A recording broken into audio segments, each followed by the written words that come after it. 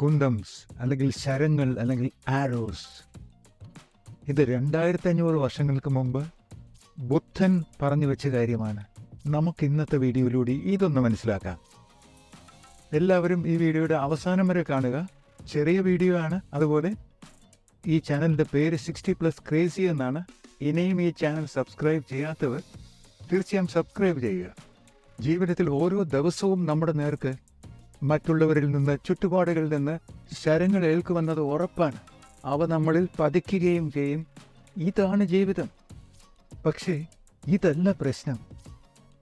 ഒരു ശരം നമ്മൾ ഏൽക്കുമ്പം അത് കഴിഞ്ഞാൽ വർഷങ്ങളോളം നമ്മൾ സ്വയം ശരങ്ങൾ സൃഷ്ടിച്ചുകൊണ്ടിരിക്കും. When one arrow falls on you, Buddha says, there is another arrow that we create. ഒരു ശരം നമ്മുടെ നേർക്ക് വന്ന് നമ്മളിൽ പതിക്കുന്നു, ഉടൻ തന്നെ നമ്മൾ വേറൊരു ശരം സൃഷ്ടിക്കുന്നു. എന്താണിത്? ഒന്ന് ആലോചിച്ച് നോക്കൂ. ജീവിതത്തിൽ ഈ നമ്മൾ സൃഷ്ടിക്കുന്ന, നമുക്ക് സ്വയം ക്ഷതമേൽപ്പിക്കാൻ നമ്മൾ സൃഷ്ടിക്കുന്ന ഈ ശരങ്ങൾ മാത്രമാണ് നമ്മുടെ ഉത്തരവാദിത്വം, നമ്മുടെ നിയന്ത്രണത്തിലുള്ളത്.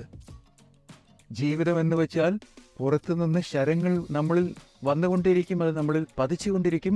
പക്ഷെ ഓരോ ശരത്തിനും മറു ശരം നമ്മൾ നിർമ്മിക്കുന്നത് എങ്ങനെ നിർമ്മിക്കുന്നു, എന്തിനു നിർമ്മിക്കുന്നു എന്നത് മാത്രമാണ് നമ്മുടെ നിയന്ത്രണത്തിലുള്ളത്. അപ്പം പലപ്പോഴും ഒരു ശരം പതിക്കുമ്പം ആ ശരത്താൽ നമ്മൾ അനേകം ശരങ്ങൾ സൃഷ്ടിച്ച് വർഷങ്ങളോളം നമ്മൾ ആ ശരങ്ങൾ കൊണ്ട് നമ്മളെ ഉപദ്രവിച്ചുകൊണ്ടിരിക്കും. അപ്പോൾ നമ്മളിൽ വന്നു പതിച്ച ശരം നമുക്കൊരു വേദന ഉണ്ടാക്കി, അത് പൊക്കഴിഞ്ഞു.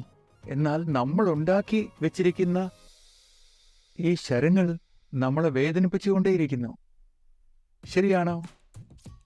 ഇത് 2500 വർഷങ്ങൾക്ക് മുമ്പ് ബുദ്ധൻ പറഞ്ഞു വെച്ച കാര്യമാണ്. അതിമനോഹരമല്ലേ?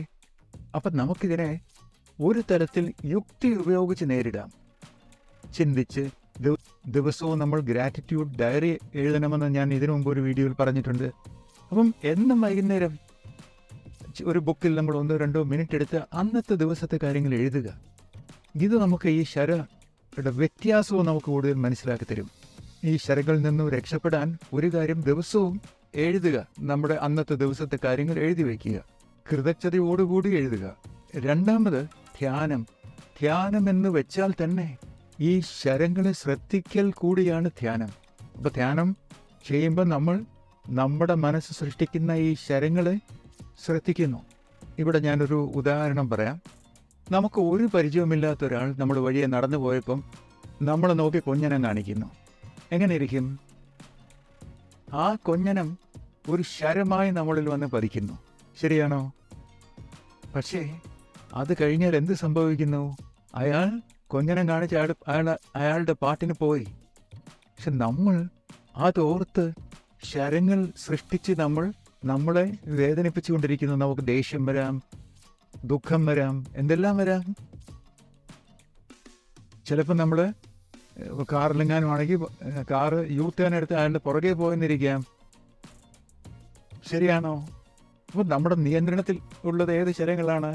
നമ്മൾ സൃഷ്ടിക്കുന്ന ശരങ്ങൾ. ആ നമ്മൾ നമുക്ക് വേദന നൽകിക്കൊണ്ടിരിക്കുന്ന നമ്മൾ സൃഷ്ടിച്ച ശരങ്ങൾ. ഇതാണ് ബുദ്ധൻ പറഞ്ഞിരിക്കുന്നത്. So every arrow in life we generate another ആരോ.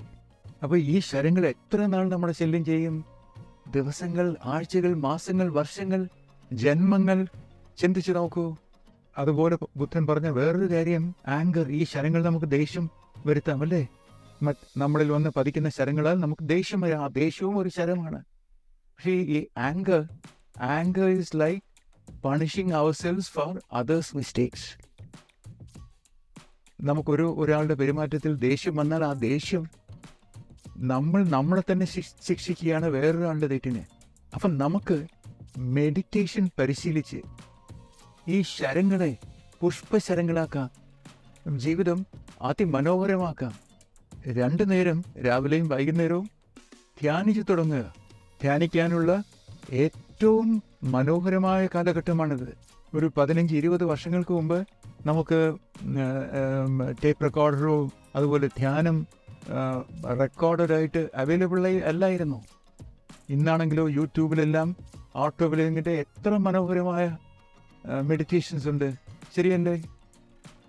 5 മിനിറ്റിൻ്റെ, 10 മിനിറ്റിൻ്റെ, 20 മിനിറ്റിൻ്റെ നമ്മുടെ സമയമനുസരിച്ച്. പക്ഷേ തുടക്കത്തിൽ സുഖകരമായി നമുക്ക് എത്ര മിനിറ്റ് ഇരിക്കാം അത്രയും സമയത്തിൻ്റെ മെഡിറ്റേഷൻ ചെയ്തു തുടങ്ങുക 2 നേരം. ഇന്നത്തെ കാലഘട്ടം ഒരു 15-20 വർഷം മുമ്പുണ്ടായിരുന്ന കാലഘട്ടം അല്ല.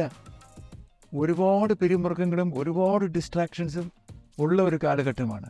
ഇപ്പം 2 നേരം മെഡിറ്റേഷൻ ചെയ്ത് നമുക്ക് ഈ ശരങ്ങൾ നേരിടാം. പിന്നെ വേറൊന്ന് ഞാൻ ഇതിനോടൊപ്പം പറയാൻ ആഗ്രഹിക്കുന്നത്, നമുക്ക് ദാഹിക്കുമ്പം വെള്ളത്തിനായി കിണർ കുഴിക്കാനുള്ള സമയം കാണുമോ? ചിന്തിച്ച് നോക്കൂ. അപ്പം ശരങ്ങൾ ഏത് രൂപത്തിൽ, ഏത് ശക്തിയിൽ നമ്മളിൽ വന്ന് പതിക്കും, എപ്പം വന്ന് പതിക്കുമെന്നൊന്നും നമുക്കറിയില്ല. ജീവിതത്തിൻ്റെ സ്വഭാവം ഇതാണ്. അപ്പം നമ്മൾ അതിനുള്ള പരിശീലനം നേരത്തെ തന്നെ തുടങ്ങി വെക്കുക. അപ്പം ശരങ്ങൾ വരുമ്പം നമുക്ക് അവയെ വളരെ ലാഘവത്തോടു കൂടി നേരിടാൻ സാധിക്കും. ശരിയാണോ? ഇതുപോലുള്ള ചെറിയ വീഡിയോകളുമായി നമുക്ക് വീണ്ടും കണ്ടുമുട്ടാം. ഈ ചാനൽ സബ്സ്ക്രൈബ് ചെയ്യാത്തവർ തീർച്ചയായും സബ്സ്ക്രൈബ് ചെയ്യുക. Please like and share.